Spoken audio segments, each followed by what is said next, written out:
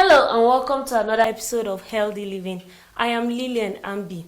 Today I'll be talking about drug abuse and I'll be having a guest who is a pharmacist to educate us on drug abuse. Most people, when you hear drug abuse, the thing that comes to their mind is either cocaine, marijuana, Indian hemp, and so on. But today, I want to take you to another dimension of drug abuse. Do you know that people abuse normal drugs like pain relief, malaria drugs, diabetes drugs, and so on because they want immediate relief? Our guests will educate us more on this after the break. Don't go anywhere. We'll be back.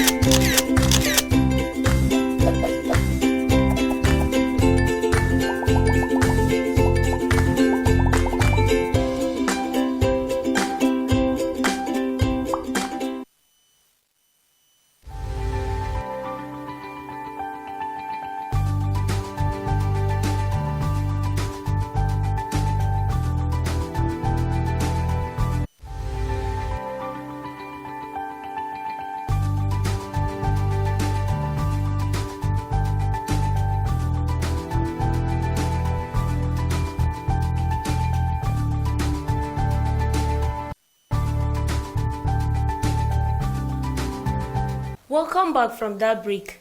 Taking of drugs not prescribed by a medical personnel can also be an abuse. With me in the studio is pharmacist Oluwakemi Moses. Welcome to the show, ma. Okay, thank you so much.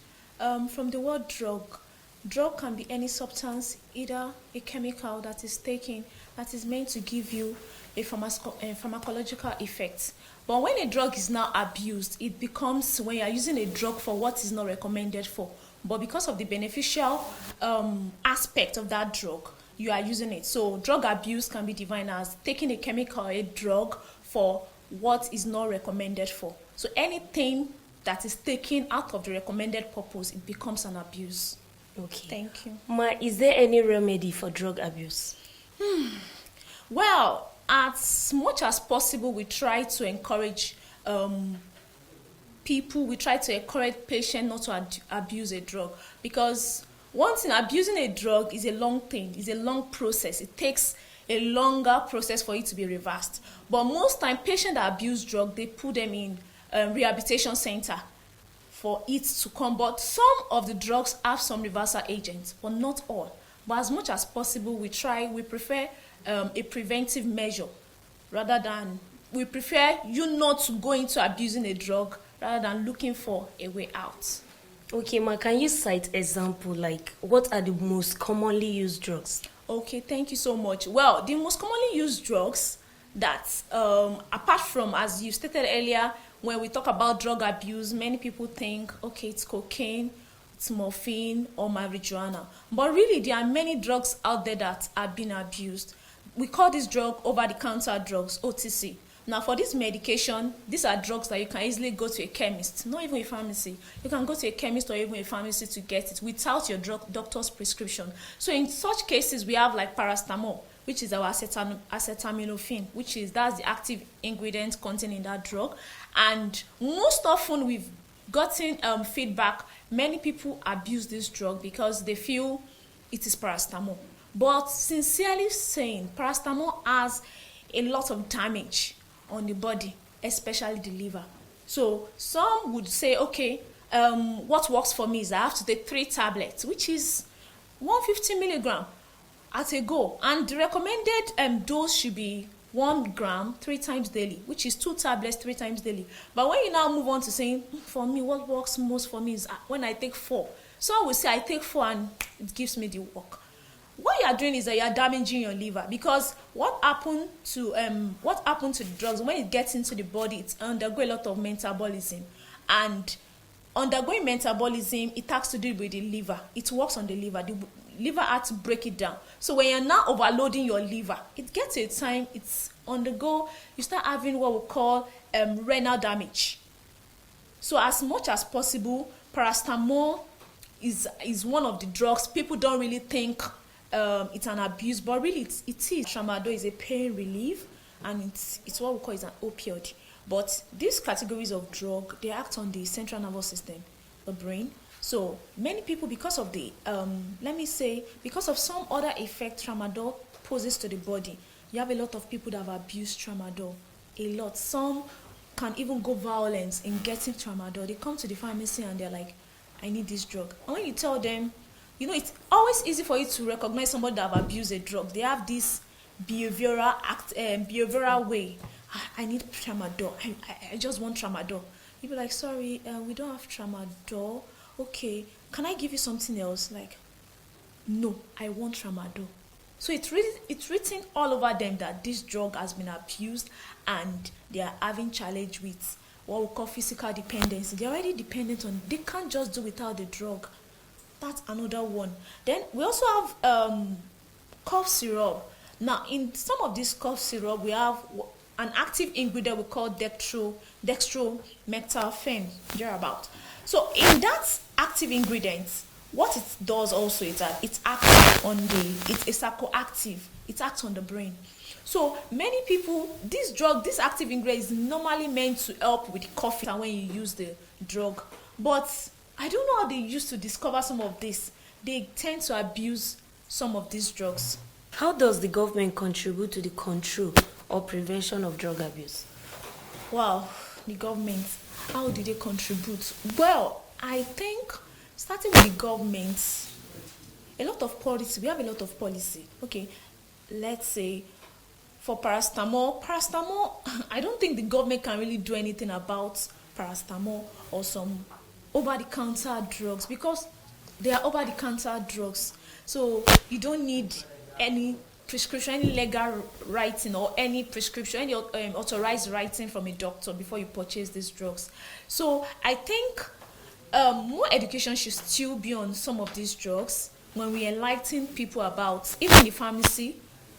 Meeting a pharmacist, you try to tell them the danger of this drug. You try to tell them, okay, paracetamol is to be taken 2 tablets 3 times daily, and when you use more than, it's have effect on the liver. Then also you tell them the side effect of tramadol. Then also our cough syrup. You tell them side effect of this cough syrup. When you continue to use some cough syrup, in short, some go ahead to combine it with alcohol. So when they combine it with alcohol, it has damage. It affects the brain. You start having hallucination. They start behaving as if they are going mad. You understand? That's hallucination. So I think government can still create policy surrounding some of these, government in collaboration with maybe Pharmacist Council and some other drug policy agents, surrounding some of these drugs that we know could pose some effect on patients that tends to abuse them. And also more enlightening, like what we are just doing. When we try to enlighten a lot of people, some people they don't know. Like paracetamol, a lot of people don't know. So many people don't know. We have some other drugs also that when we use it, like, okay, we have some motion sickness drugs, like for pregnant women that are vomiting, or for people that travels and they vomit on the road. They use this drug, and they tend to see that, I'm feeling it makes me sleep. So some of them tend to abuse it, that anytime I don't sleep, I'll just take this drug. And of which that is not the main purpose of this drug. The main purpose is to stop the motion sickness. It acts, but let me say the side effect is now what we call the insomnia. So is what we call the sleeping reaction that many patients tends to get. But they try to now they now try to use that as an advantage to themselves. But, consistent use of that, they start saying they can't sleep without the drug.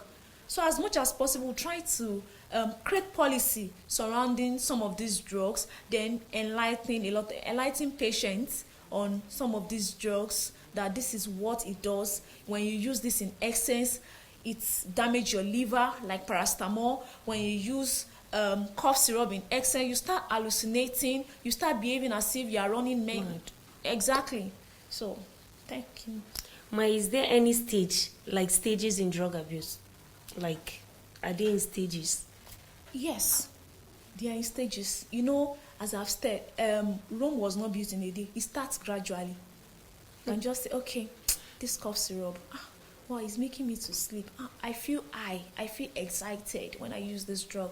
So you might not, most often, they don't discover it at a go or at a shot. It's gradual. When they use it, maybe the first 2 times, this drug is, I feel excited. I can do some things. I can read. You understand? Some people go ahead to take caffeine. You understand? Some even use, paracetamol that has caffeine. We have some OTC drug that has paracetamol and caffeine. So, but because of the caffeine there, they use it just to keep them alert. They are stimulants. So when they are alert, they said, for me, I can't just, if I don't use this drug, I can't read at night. I can't read to pass my exam. So it's gradual. It's a gradual process. It's a step by step. It takes a long process. The same way it's going to take a long process for you to be able to counteract the effect of drug abuse. Okay. Thank Ma, you. is there any differences between drug use and drug abuse? Drug use. And drug abuse. Okay. Now, for drug use, okay, the ability of you to be able to use a prescribed drug, which is recommended for its use, which is recommended for its therapeutic use. Now, as I've stated, when you now, drug abuse is now where you are now using that same drug for what is not recommended for. But because it has something beneficial to you or to the patient, they tend to abuse it. Now, let's take for instance, okay, let me just look for one drug that's, okay, let me use promethazine. Promethazine, which we call Avomai. When you use it, it's just for it to stop vomiting. But this same drug, when you use it, it's sedating. It makes you sleep. Okay, that's one of the side effects. So that's the side effect, but it is beneficial. You understand? It is beneficial to the patient. You understand? But they tend to abuse it because it takes a long process and the body is very funny also. Very interesting way God has created us. When you continue to use something for a long period of time, your body gets used to it and it tolerates it. There's tolerance. So you become physically dependent on it. The body just naturally adjusts. Another one is, we call them the benzodiazepines. Okay, let me break it down. We call it diazepam. Lexotan is a class. This drug, naturally, it acts on the central nervous system. So this drug is meant to, for those hypertensive patients, they check their BP and they consider, wow, this person is hypertensive. This person needs to be placed on some drug and they need to relax. It's meant to relax the nerve and to make them sleep. But patient gets used to this drug and they keep using it. They start with 1.5. Okay, they are doing well on 1.5, they can sleep. After some time, it stop working. You understand? So they increase it to 3 milligram. You understand? It continues like that. Then the body adjusts again. It stopped working. Then you might now need to go for something higher. You understand? So some patients, they become physically dependent on some of these drugs. And it's always very difficult, very, very difficult for it to be withdrawn away. Okay, ma'am. Thank you. How does someone become a drug addict? Okay. Now, as I've stated earlier, addiction does not come in a day. When you talk about addiction, we are talking about physical dependence. We are talking about tolerance in such a way that the body cannot do without that medication. Okay, let me just go to tramadol again. As I've seen a lot of patients. I've seen a lot of youths. Let me use youths. Or let me even go down to the commonest one, the cough syrup. Cough syrup. The first time I will see somebody take cough syrup, a bottle at a go. It's in front of me. The guy bought it, drank it, and threw the bottle at me. I was wild. I was like, Jesus, it's for real. He's already addicted to it. Just because that drug, as I've stated earlier, that when a drug is to be used, it's for a particular purpose. When it is abused, it has something beneficial, which could be affecting the patient. system. Will have other effect on the patient. So, addiction, the guy is already addicted to that way of life. So it's a gradual process. A person gets addicted from you starting with small, you taking the drug at first, you are seeing the effect, then you keep taking it for a long period of time. At a point, you cannot do without the drug. If you cannot sleep. So when you see people addicted, they are always wild, as in they can go extra mile. I've seen person want to buy. I've seen patient that want to buy cough syrup, and if you say you are not selling, they can. If you are not careful, they can. They can get violent. Exactly. They can do anything. They can just do anything to get that drug. They're already addicted. They're already physical. They can't do without the drug. That's all about addiction. So, can drug kill? Like drug abuse, when you abuse it to a certain stage, can it kill? Sure. For our normal drugs, not the cocaine, Yes. the paracetamol and the rest. Yes. For people that don't know, we have cases whereby you need to combine. Some people will say paracetamol. They can't use it with water. They prefer to use it with alcohol. Okay, to take it. To take it with alcohol. Wow. And as I've said, it goes to the liver and damage the liver. And when it's continuing to damage it gets to a certain extent that the person will be relevant. Also, we have caffeine. Caffeine also, when you combine it with alcohol, it affects the central nervous system and could cause could lead to death. So a lot of overdosage of drug could actually lead to death. So drug can be beneficial, drug can also be suicidal. Okay. So thank you very much for coming, Ma. Thank you so I hope you much. come some other time if I invite you. All right. All right, thank you. Thank you for watching today's episode. You heard everything that was said. Make sure you take your prescribed drugs so that you will not be able to be affected and so that you won't die before your time. Remember, not all sickness are being cured by drugs. Some of them just need a happy soul, a happy mind. So always be happy. Thank you.